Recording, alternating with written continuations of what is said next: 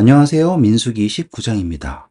여호와께서 모세와 아론에게 말씀하여 이르시되 여호와께서 명령하시는 법의 율례를 이제 이르노니 이스라엘 자손에게 일러서 온전하여 흠이 없고, 우리 제사법 공부할 때 했었죠? 이 하나님께 드려지는 예물은 태어나면서 그리고 또한 살아오면서 완전해야 된다. 그게 바로 예수 그리스도를 표상한다라고 했던 거 기억나시죠? 그런데 여기에 이 붉은 암송아지는요, 한 가지가 더해집니다. 그게 바로 아직 멍에를 매지 않았다예요. 멍에를 매지 않은. 그리고 색깔은 어떤 색깔이에요? 붉은색. 이렇게 보니 이 붉은 암송아지가 상징하는 바가 다분히 예수님을 향하고 있다는 걸 아실 수 있겠죠? 게다가 여기 암이 나오잖아요. 암송아지. 이것은 뭐예요? 예수님께서 우리의 모습으로 성육신하셔서 오신 모습을 표상하는 것이 바로 이 붉은 암송아지겠구나라는 것이 우리가 묵상할 수 있게 되는 거예요. 그래서 붉은 암송아지를 내게로 끌어오게 하고 너는 그것을 제사장 엘르아살에게 줄 것이요. 자, 그러면 이 붉은 암송아지의 소유는 누구의 소유입니까? 엘르아살, 제사장의 소유예요. 이해하셨죠? 자, 이 엘르아살이 왜 이 붉은 암송아지의 소유자가 될까요? 라고 하는 거 생각해 보셔야지 돼요. 당시에는 이미 아론이 대제사장이잖아요. 그렇죠? 그런데 이 아론의 살아있는 장자가 누구입니까? 네, 바로 엘르아살이에요. 그러니 이 살아있는 장자 엘르아살의 소유가 된 암송아지는 어떻게 연결시킬 수 있을까요? 한번 볼게요. 그래서 그는 그것을 진영 밖으로 끌어내어서 자기 목전에서 잡게 할 것이며, 그러니 이 붉은 암송아지는요, 엘르아살의 소유가 되는데 성전 안에서 잡히는 게 아니라 진영 밖에서 잡힙니다. 그 예수님도요, 예루살렘에서 돌아가셨어요? 아니면 예루살렘 성 바깥 골고다에 가셨어요? 라고 하는 걸 보셔야 되고요. 엘르아살이 직접 잡는 게 아니에요. 보세요. 엘르아살이 끌어내어서 자기 목전에서 잡게 했다라고 하죠. 잡게 한다.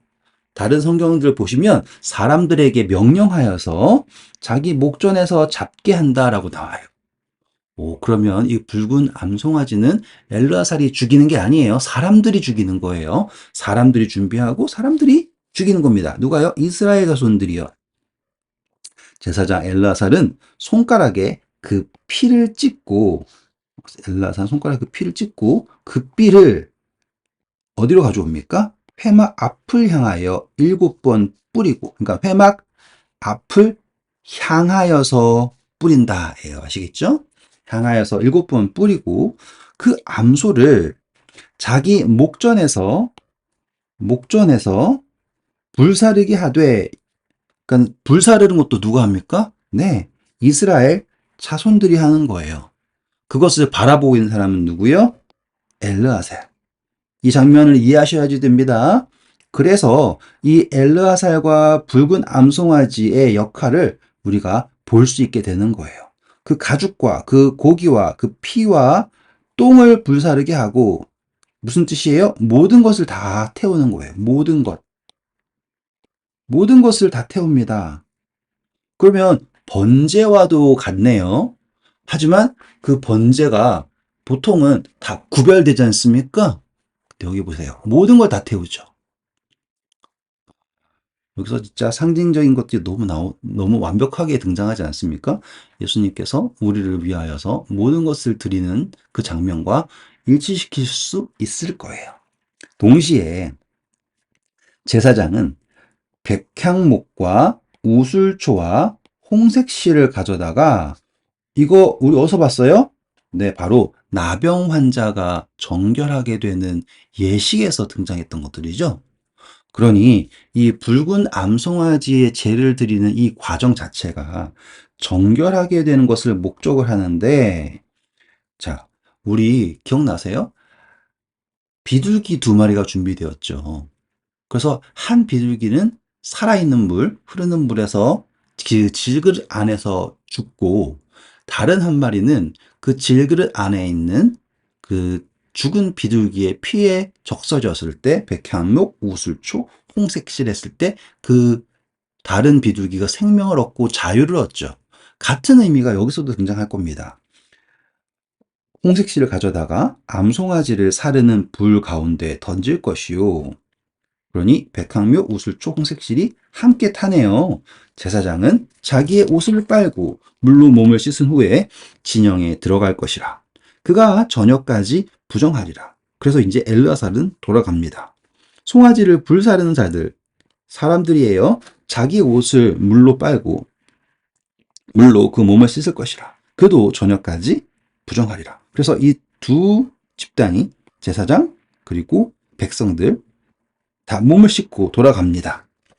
이에 몸을 씻은 사람은 누구예요? 이제 정결하다라는 의미가 되겠죠. 이 정결한 사람들이요, 암송아지의 죄를 거두어 진영 밖 정한 곳에 둘지니. 그래서 이 암송아지의 죄는요, 진영 안으로 들어오지 않고 어디에 있냐면 진영 밖에 구별된 곳에 두고 있습니다. 왜냐하면 이것은 이스라엘 자손 회중을 위하여 간직하였다가 부정을 씻는 물을 위해 간직할지니 그것은 속죄제니라. 그러니 이 암송아지의 죄는 하나의 증거처럼 진영 밖에서 이스라엘 백성의 모든 부정을 씻는 물을 만들기 위하여서 진영 밖에 간직되고 있고요. 그것을 뭐라고 설명하고 있냐면 속죄제라고 설명하고 있습니다. 자, 이제 정결한 자요, 암송아지의 죄를 거둔 자도 자기의 옷을 빨 것이며 저녁까지 부정하리라. 이는 이스라엘 자손과 그 중에 거류하는 외인에게 영원한 율례이니라. 그러니 이것에는 차별이 없습니다. 이스라엘 자손 그리고 외인 모두에게 같아요. 예수 그리스도의 십자가가 우리에게 모두에게 같다라는 걸 설명한 것과 같습니다. 자, 이제부터예요. 자, 이 붉은 암송아지의 재가 어떻게 사용되는가라고 얘기했을 때 이제 앞으로 전쟁을 할 거 아닙니까? 그래서 사람의 시체를 만진 자는 7일 동안 부정합니다. 1회 동안 부정합니다. 그는 이제 셋째 날과 일곱째 날에 이 잿물로 자신을 정결하게 할 것이야. 그러니 이 암송아지의 재가 섞인 물로 정결하게 하는데요. 몇째 날이요? 셋째 날, 그리고 일곱째 날. 성경에서 3과 7은 완전한 수이죠. 그렇죠? 그리하면 정하려니와 셋째 날과 일곱째 날에 자신을 정결하게 하지 아니하면 그냥 부정하니. 그러니 하나님께서 정결하게 할 수 있는 모든 것을 준비해 주셨습니다.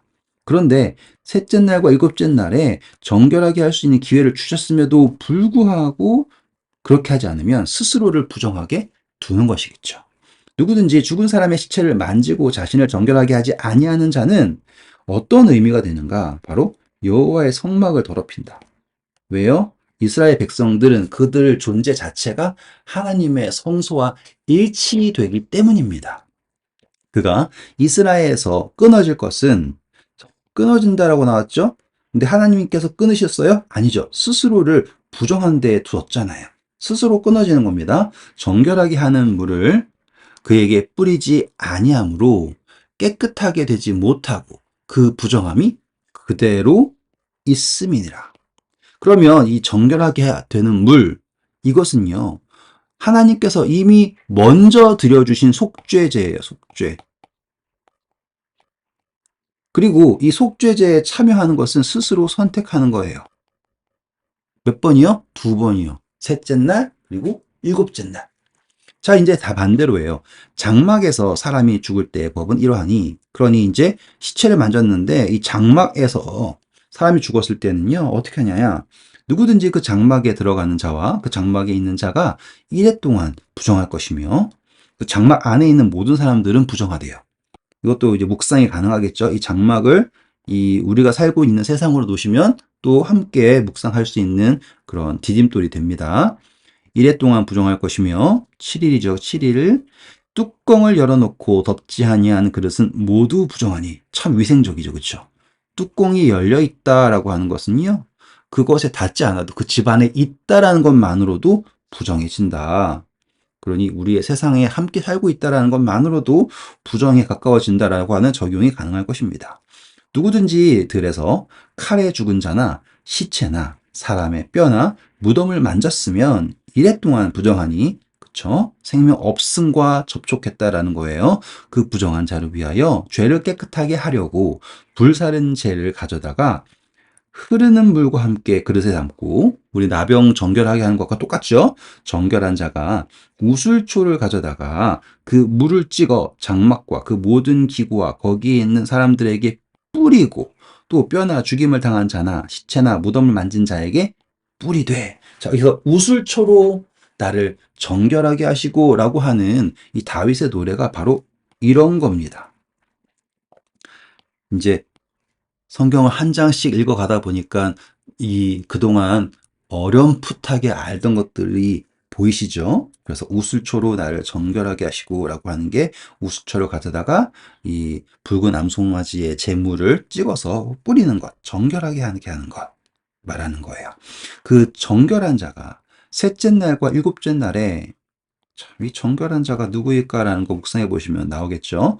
셋째 날과 일곱째 날에 그 부정한 자에게 뿌려서 일곱째 날에 그를 정결하게 할 것이며, 아멘이죠. 그는 자기 옷을 빨고 물로 몸을 씻을 것이라. 저녁이면 정결하리라. 사람이 부정하고도 자신을 정결하게 하지 아니하면. 너무 멋진 표현 아닙니까? 너무 중요한 표현. 사람이 부정하고도 자신을 정결하게 하지 아니하면, 충분히 정결하게 할 수 있는 방법을 하나님께서 준비하셨지만 그것을 스스로 거절하면, 모든 비유에서 나와요. 혼인 예복이 준비되었어요. 그런데도 입지 않아요. 이런 식이에요. 여호와의 성소를 더럽히니. 왜 성소라고 그랬어요? 바로 우리가 하나님의 성소이지 않습니까? 이러한 연결점을 가지고 바울이 너희의 몸이 하나님의 영이 거하는 전인 것을 알지 못하느냐, 이러한 이야기가 요런 성경절들을 근거로 나오는 겁니다. 그러므로 회중 가운데에서 끊어질 것이니라. 그는 정결하게 하는 물로 뿌림을 받지 아니하였은즉, 정결하게 하는 물로 뿌림을 받지 아니하였은즉 부정하니라. 원래 부정한 사람들이에요. 하지만 뿌림을 받으면 정결하다라고 하는 약속이 있습니다. 이는 그들이 영구한 율례니라. 정결하게 하는 물을 뿌린 자는 자기 옷을 빨 것이며, 정결하게 하는 물을 만지는 자는 저녁까지 부정할 것이며, 부정한 자가 만진 것은 무엇이든지 부정할 것이며, 그것을 만지는 자도 저녁까지 부정하리라. 부정한 자가 만진 것은 무엇이든지 부정할 것이며. 이것도 묵상해 볼 가치가 있는 문장이겠네요. 네, 오늘 여러분들은 이제 붉은 암송아지의 재가 어떻게 예수 그리스도를 표상하는지에 대해서 살펴보았어요. 그리고 하나님께서 우리를 위하여서 이미 모든 속죄의 길을 예비하셨다라는 것을 알게 되었고요. 사람이 부정하고도 자신을 정결하게 하지 아니하면 라는 말씀 꼭 묵상해 보시길 바랍니다. 네, 오늘도 수고하셨고요. 좋은 하루 되세요. 감사합니다.